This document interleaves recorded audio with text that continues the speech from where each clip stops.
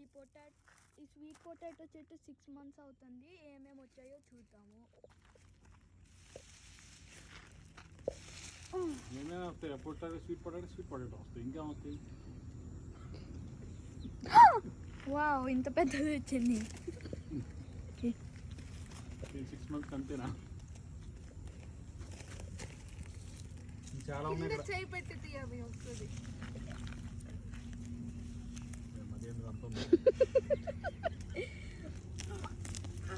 Oh my God, ఇంత పెద్దదా?